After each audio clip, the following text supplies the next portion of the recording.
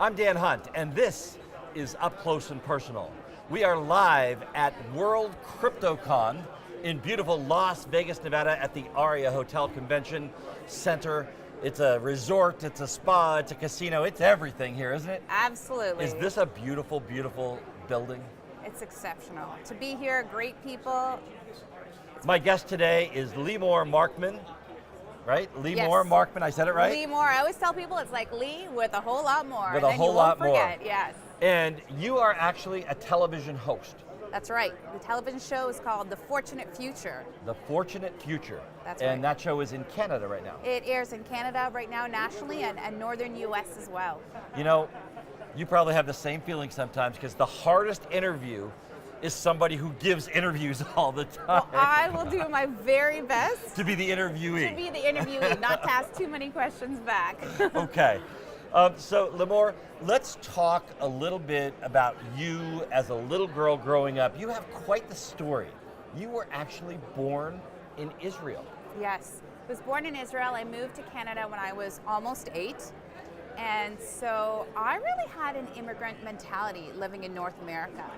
It was about aspiring, but you know, we came with not a whole lot. And as I was telling you before, it's a politically very challenging Right. country to live in, right? A lot of adversity there as a child.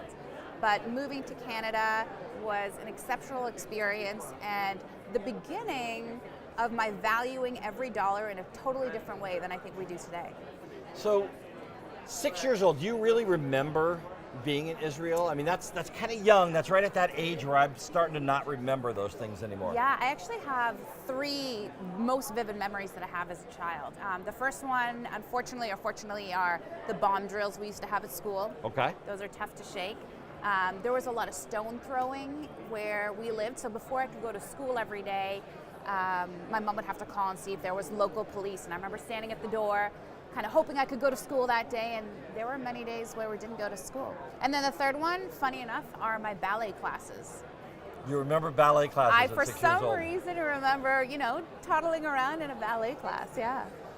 You know, before we leave Israel, you talked a little bit about Israel is the #1 per capita country for entrepreneurism. Yeah. Tell me a little bit about that. So fascinating. So I had read a book called Startup Nation, and everything just made sense because essentially Israel is, exactly as you said, the highest rate of successful entrepreneurs per capita against any other country.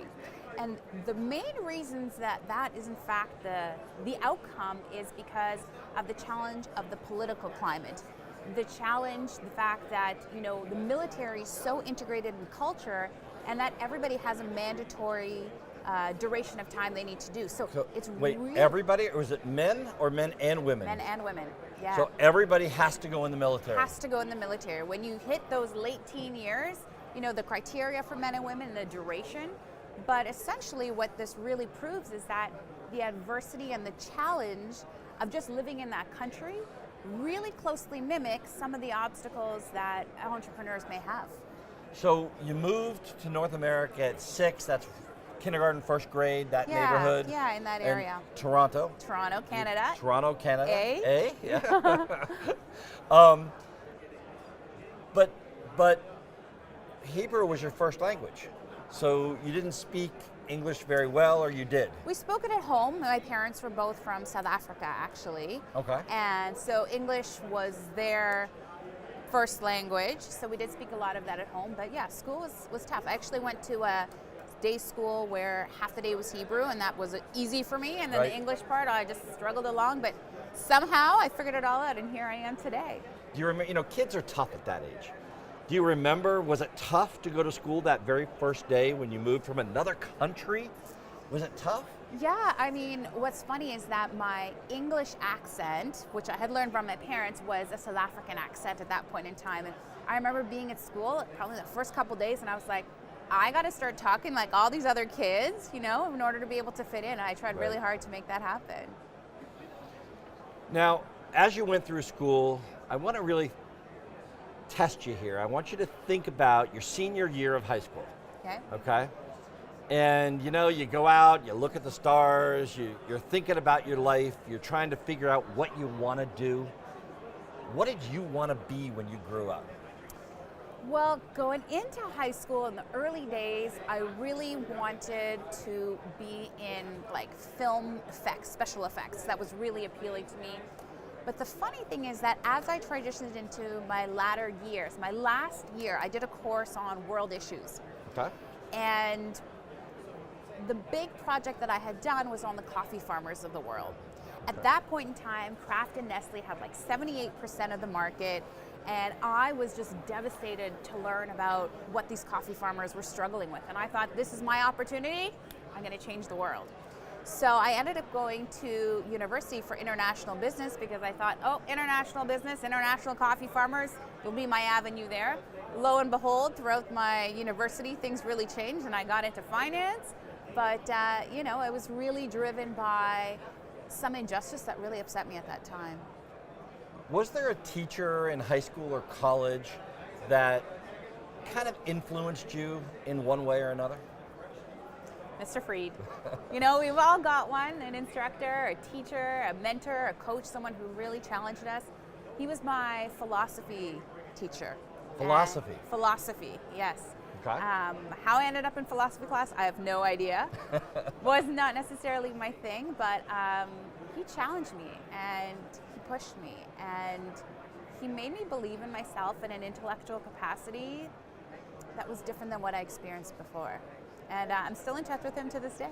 Really? Absolutely. Wow. Shout out to Mr. Freed, right? Yeah, shout Mr. out to Freed. Mr. Freed. Shout out Mr. Freed. And you know, a question that I like to ask all the time is, if you didn't have Mr. Freed, if he wasn't there, if you didn't take that philosophy class, do you think you'd be where you are today? You know, I'd like to hope that I would have found another path here. And as significant as he was, and I mean, definitely still in my life, I think that it's about all of the various wins. It's all about the various milestones that really stack together. Right. You know, I can't say after Mr. Freed, you know, I flew through time and ended up here. You know, there's been a million failures and successes and challenges that have brought me to where I am now. So you went through college, you graduated college, you went to work for Don't Leave Home Without It. Oh yes, they're a credit card company, American Express. Okay, so what did you do with American Express? Well, I was there for about 6 years, and I had a number of different capacities, but you know, I was working, supporting the president's office and strategies. But a big thing that happened then, and this is kind of dating me a little bit, is we launched credit card applications via the internet. And you know, this didn't exist at the time. So I was reading manuals, and this was old school, really like, you know, trial by fire. Right. And it was really exciting. How did you get from American Express to TV show host? You know, that's quite a jump. Yes, yes. Well, I'll kind of skip through some of the smaller steps, but I did 12 years in the banking industry, working with a whole lot of different banks. Really what was so fascinating to me, Dan, throughout the process is that customers were consistently making mistakes and banks were making money. So informally, anybody who would listen to me, I was hosting sessions and seminars about what was happening in the industry and how you could do that. And you know, I started investing in real estate.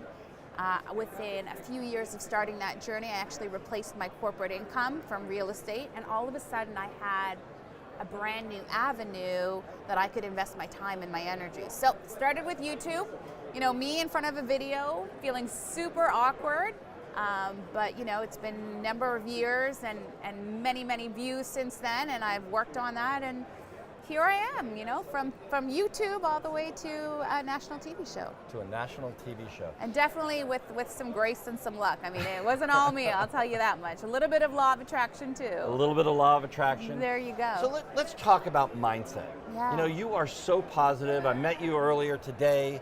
You were up, you were positive. You know, you came back later, you're still up, you're still positive. Talk about how important mindset is. Mindset is everything.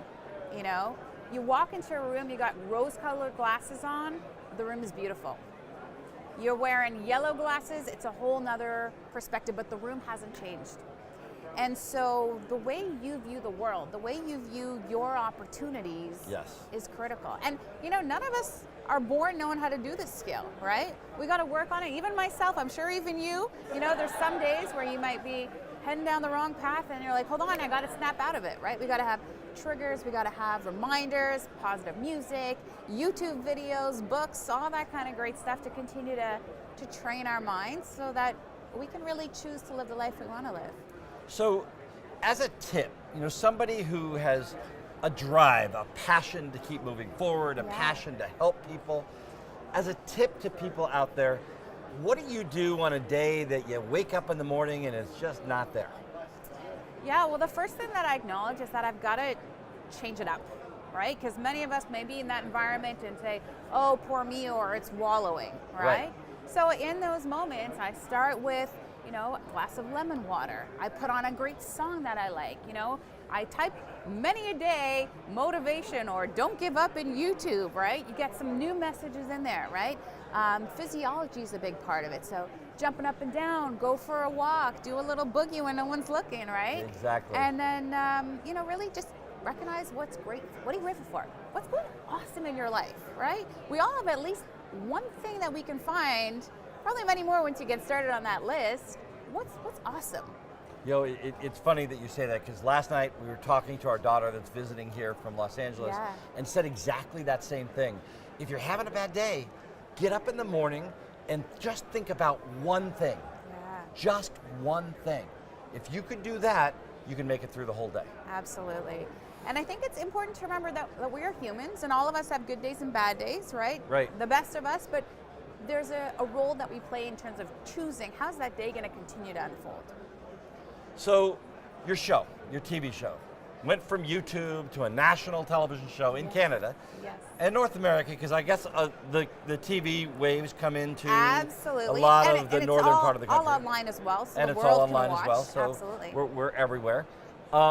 What's the features? What's the format of the show? Tell me about it. So it's a financial talk show. Every episode I have the privilege of speaking to 3 guests.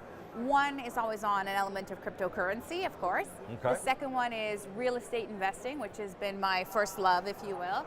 And the third one is personal finance. And we just have a dialogue in plain English so that everybody is included. That's very important to me. Right. Because I think often financial jargon is not really targeted at people to actually understand. They're meant to feel excluded. And so, I speak with 3 guests and we share all kinds of great tidbits. And of course, after the show, people can always come over to thefortunatefuture.com, rewatch segments, there's extra bonuses, and hopefully we'll get people sitting on the couch at least thinking about their finances, their future, their life in a whole nother way. So what's next for you? You have this show, you have this wonderful man that's behind the lights over there. Yes, I do. What's next? Where are you going from here? Well, I think that it's a journey, right? And it's not necessarily I'm right here and where am I going to be down the road? A little bit more of it. I'd love for the show to gain more international exposure so that we can impact more people. My wonderful man over there, definitely a family is in the future. But really to make a difference, to make my life count. We had an interesting conversation in between some of my interviews earlier about money and about, people's attitudes on money. So you love money. Yes. You know what, I think most people are afraid of either saying that or hearing it. And it's such a mindset challenge that we have because, when we talk about money, you may think that it's evil or it's bad or it's associated with greed.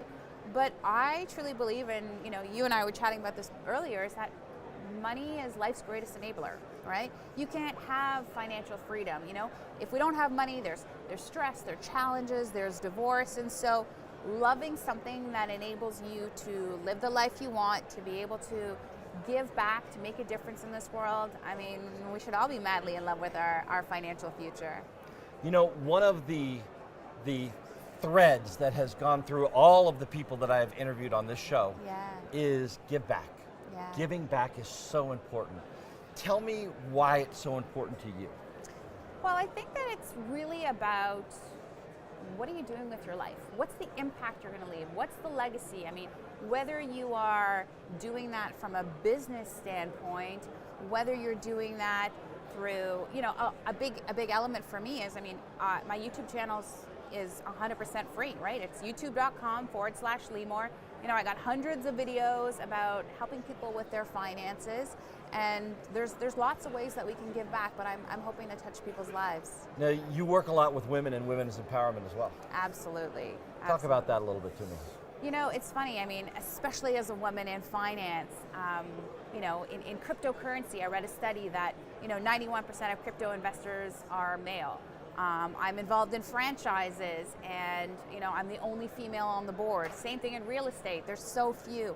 I just think that it is so critical, and you're gonna love this, because the reason why it's so important to me is actually really near and dear to my heart. So my grandmother actually outlived my grandfather by 16 years. Okay. And she was a lady of leisure, never worked a day in her life. And my grandfather had a thriving business, but he passed away early. And, you know, didn't have the kind of life insurance programs and packages that we have today. And she ran out of what was left there real quick. And, you know, fortunately, my dad and his two brothers were able to support her. You know, she never wanted for anything. But for me, a young girl in my 20s, and it broke my heart, and I vowed to myself, I'm always going to be able to be financially independent. Well, that is an incredible story. Yeah. Thank you so much for being Thank you, here Dan, with us. appreciate it. You know, I truly appreciate it. Oh, and before we go, look at this room. What an incredible event this has been. Absolutely. You know, so many people at World CryptoCon, you know, and the good speakers. quality people too. Oh yes, the quality of the speakers downstairs. I don't know that I've Fantastic. ever been to an event that has had this many quality speakers, and the vendors here, just really inviting, and just an incredible event. Absolutely, I've had the same experience as you. All right, well, thank you so much for being here. Thank you, I truly Dan. appreciate it. I'm Dan Hunt from the Aria Hotel in Las Vegas, Nevada at World CryptoCon, saying have a great rest of today and an even better day tomorrow.